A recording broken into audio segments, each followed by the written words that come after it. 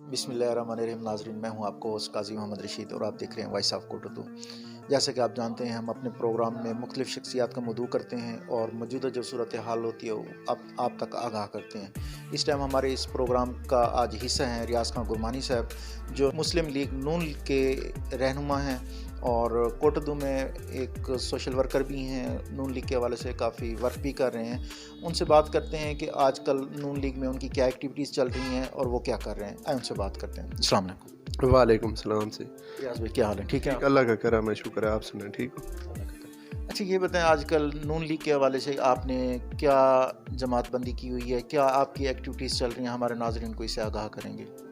جی، نون league کے حوالے سے کوٹ اردو سٹی ڈسٹرکٹ مظفر گڑھ میں تنظیم سازی کا کام عروج پر ہو رہا ہے، اور جیسا کہ آپ نے پچھلے دنوں دیکھا تھا کہ ہمارے ایک یوتھ ونگ کا کنونشن بھی ہوا ہے، یہاں پہ عہدیداروں میں عہدے دیے گئے ہیں۔ اس کے بعد ملک احمد یار ہنجرا صاحب بھرپور کوشش کر رہے ہیں اور جماعت کا ہر ورکر ایکٹیو ہے اور مزید جد و جہد کر رہے ہیں، اور اس سلسلے میں ہم نے یوتھ ونگ کا ایک دفتر بھی بنایا ہے اپنا مویشی منڈی روڈ تھرمل روڈ کے اوپر۔ تو انشاءاللہ مزید آنے والے دنوں میں آپ دیکھیں گے کہ کوٹ اردو میں مسلم لیگ نون مزید اس سے بھی زیادہ ایکٹیو ہوگی۔ جو آپ لوگوں نے عہدے دیے ہیں وہ آپ نے اس کا کیا کرائٹیریا رکھا تھا، کس طرح سے تنظیم سازی کی ہے، وہ ہمارے ناظرین کو اس سے آگاہ کریں گے۔ جی، یہ جو عہدے ہم نے دیے ہیں یہ یوتھ کے نوجوانوں کو دیے گئے ہیں، جیسا کہ آصف قریشی ہے، وہ تحصیل کوٹ اردو کا صدر ہے، اور اس حوالے سے جتنے بھی یوتھ کے نوجوان پڑھے لکھے نوجوان تھے 18 سال سے عمر، جن کے آئی ڈی کارڈ بنے ہوئے تھے، ہم نے ان کو عہدے دیے ہیں، اور سارے ہی ایکٹیو ممبر ہیں۔ اور دیکھیں کہ جیسے ہی ہم نے یہ عہدے دیے ہیں اور نوجوانوں ان کا جذبہ جو ہے نا دیدنی ہے، اور وہ اپنے گلی محلہ اور ہر جگہ پہ ہماری جو جماعت کا نعرہ ہے ووٹ کو عزت دو، اس کے لیے میاں صاحب کے پیغام کے لیے گھر گھر پہنچ رہے ہیں، اور اپنے جو ہمارے پچھلے 5 سال کے دور کے منصوبہ جات تھے، جیسا کہ میاں صاحب نے بجلی پوری کی تھی، وہ سی پیک لے کے آئے تھے، اس کے علاوہ ملک کو بہت سے بحرانوں سے نکلایا تھا، تو اس حوالے سے جو ہمارے یوتھ کے نوجوان ہیں وہ گھر گھر جا کے اپنے ہمارا جو آنے والا پروگرام ہے اس کے بارے میں بھی بتا رہے ہیں، اور ووٹ کو عزت دو کا جو ہمارا نعرہ ہے اس کو ہر خاص و عام تک پہنچا رہے ہیں۔ جی ریاض بھائی، ہمارے ناظرین کو یہ بتائیں، آپ لوگوں نے جو یہ باڈی بنائی ہے، پرانے ورکرز کو آپ نے خود ترجیح کیا ہے، ووٹنگ ہوئی تھی، یا آپ نے لوگوں نے یہ کہا ہے کہ مجھے آپ نے صدر بنانا ہے، مجھے آپ نے نائب بنانا ہے؟ اس حوالے سے ہمارے ناظرین کو ڈیٹیل سے بتائیں۔ جی، یہ جو ہم نے باڈی بنائی ہے اس میں کچھ پرانے لوگ بھی ہیں اور نیو ورکرز بھی ہیں، تو یہ باہمی مشاورت سے جو ہے نا ایک باڈی بنائی گئی ہے، جس میں کسی کو کوئی اعتراض نہیں ہے، اور الحمدللہ یہ ملک احمد یار ہنجرا صاحب نے اتفاق سے تمام دوستوں سے صلاح مشورے کے بعد یہ باڈی اناؤنس دی گئی ہے۔ اور اس وقت اکثر دیکھا جاتا ہے باڈی بن جاتی ہے، عہدے دے دیے جاتے ہیں، لیکن پھر ایکٹیو نہیں ہوتے، تو اس کا پھر مقصد فیل ہو جاتا ہے۔ اب جو آپ نے باڈی بنائی وہ اس مقصد جس مقصد کے لیے بنائی گئی تھی، کیا وہ مقصد حاصل ہو رہا ہے؟ سر، یہ بڑا زبردست آپ نے سوال کیا ہے۔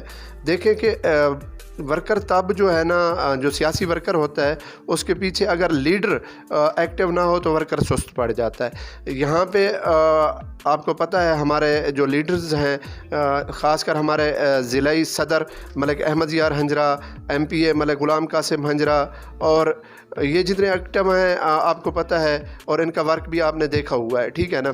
باقی جب یہ ایکٹیو ہیں تو صاف ظاہر ہے ہمارا ایک چھوٹا سے چھوٹا کارکن بھی ایکٹیو ہے، اور انشاءاللہ ملک احمد یار ہنجرا کا ویژن، میاں صاحب کا ویژن اور مسلم لیگ کا ویژن جو ہے ہمارا بیانیہ ہے ووٹ کو عزت دو، انشاءاللہ ہم اس کے ساتھ کھڑے ہیں اور رات دن محنت بھی کریں گے، اور انشاءاللہ یہ سلیکٹڈ نیازی کو بھگائیں گے، اور میاں صاحب چوتھی بار بھی وزیر اعظم بنیں گے، انشاءاللہ ہم دن رات ایک کریں گے۔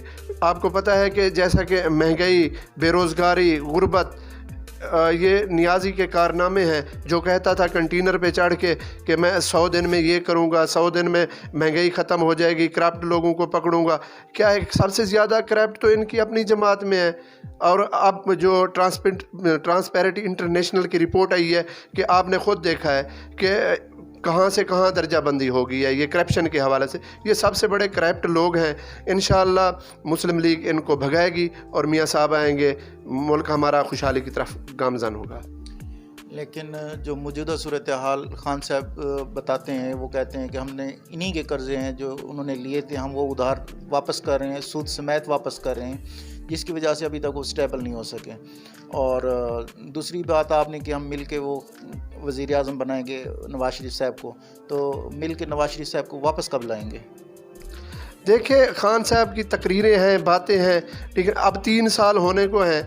अगर ये बंदा इसमें थोड़ी सी अकल भी होती तो आप ये देखें 3 साल पहले वाला राग आप नहीं अलपना चाहिए। अब महंगाई तो मियाँ साहब ने नहीं की थी। 105 का डॉलर था और 160-65 पे ले गया, वो मियाँ साहब तो लेके नहीं गए थे। अच्छा, उस टाइम पेट्रोल का रेट जो है ना 55-60 रुपए था, अब 113-14 रुपए पे गया हुआ है। चीनी का रेट आपके सामने है, टैक्सों पे टैक्स लगा रहे हैं और मुल्क का सत्यानाश कर रहे हैं, गरीब का सत्यानाश है। ये तो मियाँ साहब ने, अगर मियाँ साहब करप्ट होते तो आप देखें मोटरवेज़ बनी है ना। अच्छा, उसके साथ आप ये देखें बिजली के कारखाने लगे हैं, सिस्टम में 11,000 मेगावाट बिजली दाखिल हुई है, जो कि आप ये देखें पाकिस्तान की तारीख़ में पाकिस्तान जब से बना था, इस पिछले दौर को आप निकाल दें तो उनके दौर में सिर्फ 17,000 मेगावाट बिजली बनी थी और मियाँ साहब ने सिर्फ 5 साल में 11,000 सिस्टम में बिजली नई बिजली जनरेट करके सिस्टम में दाखिल की है। आपने भी बात की है, नवाज शरीफ साहब ने काफ़ी बड़े बड़े मंसूबे लॉन्च किए थे, तो ये बताएं, इमरान खान साहब ये कहते हैं कि जो बड़े बड़े मंसूबे इन्होंने लॉन्च किए थे उन्हीं को गिरवी रख के उन्होंने कर्ज़ लिया, क्या इसमें वो सच्चाई है या झूठ है?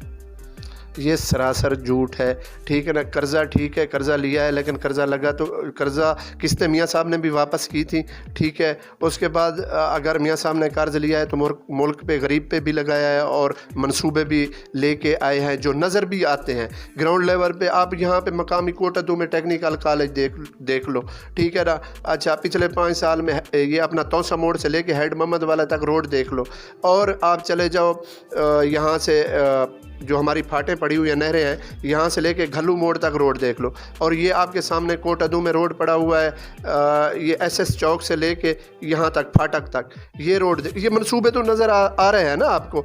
उसके बाद टेक्निकल कॉलेज आप देखें और कोटादू में ये बिजली की लाइनें देखें। उसके बाद आप गैस देखें, शहर में कितना गैस दिया है, सोलंग नाली, ये तरक्याती काम हुए हैं। लेकिन अब नियाज़ी साहब के दौर में आप देखो, आपको कोई चीज़ नज़र आती है, कौन सा न्यू काम हुआ है? बल्कि उन्हीं के मंसूबों के ऊपर, ठीक है ना, मियाँ साहब के मंसूबे और मलिक अहमद यार के मंसूबे के ऊपर अब तख्तियाँ लग रही हैं। बाकी कर्ज़े की बात आप कर रहे थे, कर्ज़ा आप देखें तो नियाज़ी साहब ने कितना लिया है कर्ज़ा, इसका हिसाब तो देखें। 2.5-3 सालों में इन्होंने कितना कर्ज़ा लिया है और कितना वापस लिया है। कर्ज़े के लिए ये कहता था मैं कर्ज़ा नहीं लूँगा, मैं IMF में नहीं जाऊँगा, और अगर मैं गया तो मुझे जो है ना अपना ख़ुदकुशी कर लूँगा। आप देखें किस मुँह से किया है, ये ड्राइवर बना हुआ है दूसरे मुल्कों के बादशाहों का, तो इनमें शर्म ही नहीं है, लिहाज ही नहीं है, बस ये ऐसे बातें करते रहते हैं। इन फ्यूचर आपकी क्या प्लानिंग्स हैं आपकी जमात की, और कोटादू में क्या आप प्लानिंग करके सामने आ रहे हैं? इंशाअल्लाह अल्लाह ताला खैर करे, कोटादू में हम गली महल्ले और वार्ड की सतह पर जो है ना अपनी तंजीम साजी कर रहे हैं, और इंशाअल्लाह लोगों ने इन करप्ट और नालायक लोगों का जो है ना जो दावे थे और खोखले नारे थे देख लिए हैं, और इंशाअल्लाह हम घर घर में भी जा रहे हैं, लोगों को मोटिवेट कर रहे हैं, और आने वाला वक्त इंशाअल्लाह मलिक अहमद यार हंजरा, मलिक कासिम हंजरा, मलिक नसीरुद्दीन हंजरा, हाजी सुल्तान हंजरा साहब, इनका है, मियाँ नवाज़ शरीफ का है। ये आपको जो नाअहल लोग हैं यहाँ पे मकामी सतह पे नज़र भी नहीं आएंगे, और मकामी सतह के साथ साथ मैं आपको बताता चलूँ, ये आपको मुल्की लेवल पे आने वाला सुनहरी दौर होगा और मियाँ नवाज़ शरीफ का होगा। इसके बाद ये नाअहल और करप्ट लोग आपको नज़र तक नहीं आएंगे। जैसा कि आपने देखा है कि सेलेक्टर इससे पहले भी कई जमातों को लेके आए थे, और उनका जो हशर नशर आपने पीछे जाके देखा है, इंशाअल्लाह इस जमात का भी वही हशर होगा। खान साहब, हमारे इस प्रोग्राम के इख्तिताम पर कोई पैगाम देना चाहिए हमारे नाज़रीन को? جی، سب سے پہلے تو میں وائس آف کوٹادو کا شکریہ ادا کرتا ہوں کہ انہوں نے ہمارا مسلم لیگ نون کا کوٹادو یوتھ ونگ کا موقف لیا ہے. اس کے ساتھ ساتھ میں آپ کے پروگرام دیکھتا رہتا ہوں، ماشاءاللہ بہت اچھا ورک کر رہے ہیں. اللہ تعالیٰ آپ کے چینل کو دن دگنی رات چگنی ترقی عطا فرمائے. اس کے بعد میرا یوتھ ونگ اور مدر باڈی اور تمام مسلم لیگیوں کے لیے پیغام ہے کہ آپ اتحاد سے رہیں اور اپنے قید میاں محمد نواز شریف صاحب کا پیغام عام کریں. جی ناظرین، آپ نے ریاض خان گرمانی صاحب کی باتیں سنی ہیں. انہوں نے اپنا موقف پیش کیا ہے، اپنی جماعت کے حوالے سے بھی موقف پیش کیا ہے.